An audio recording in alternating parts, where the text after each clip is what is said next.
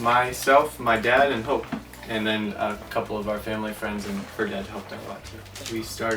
We bought the trailer in October, and then worked all the way in February. The second weekend of February was our finish date.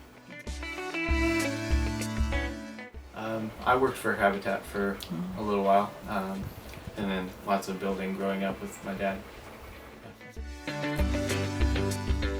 Well, we probably have room for an air mattress. When this has a pull-out couch, or this has a pull-out bed, the couch does.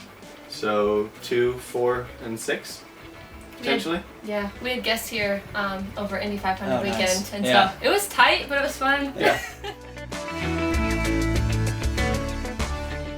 Well, there's a lot of reasons we wanted to go tiny.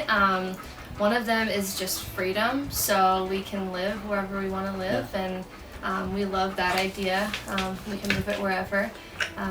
Also, just financially, it's a really smart option.